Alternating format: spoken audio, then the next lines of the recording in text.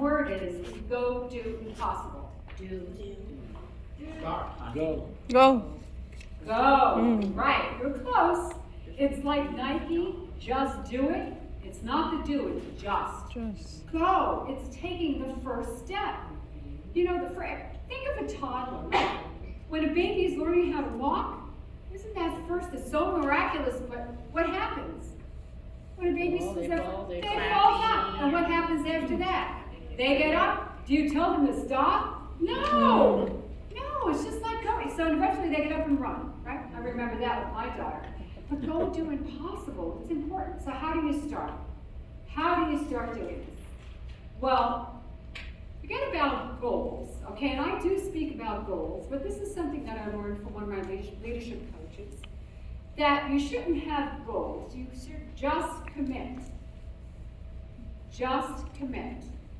And when you make a commitment, that's like an internal contract with yourself.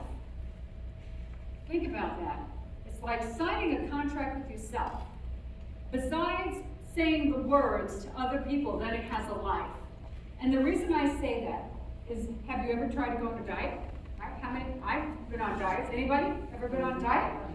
And if you don't tell anybody, it's okay, because if you have the donuts, they're not going to shame you. But if you have the donuts, they're going to say, I thought you were on a diet. But when you really start to commit to yourself, and that word commit, really, that's another word for integrity. What does integrity mean to you? What does integrity mean to you? Sticking to your principles. Right, and keeping your word. Keeping your word. We've been around people that will not walk the talk.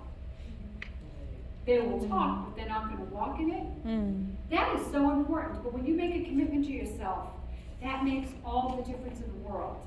So forget about the goal. It's a commitment. Whatever you're looking to do, do that.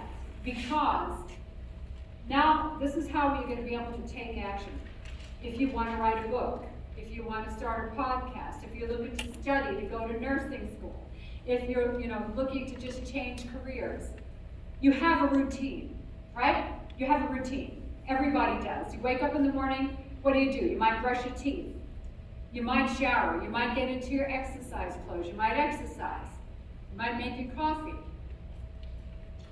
Now, what you do is if there's something you're looking to learn or do, you start to stack it into your everyday routine. When it becomes a habit, it's automatically there.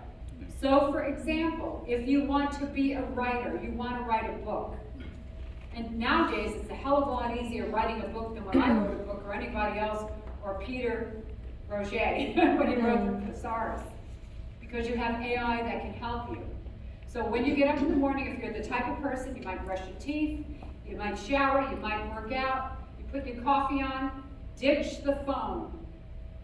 When you open up your social media and start looking on it, you're giving millions of people control of what you're going to do for the day. There is a wonderful saying by Mahatma Gandhi that I love, that I use when it comes to social media. I will not allow your dirty feet to walk through my mind. And if you ditch that and don't spend time scrolling and you allocate a half hour, 15 minutes, you start off with 15 minutes and then you go to a half an hour, you want to learn a little new language, you want to learn a new skill, maybe that's your time. Maybe you're running thin in the morning, so start setting your alarm clock 10 minutes earlier.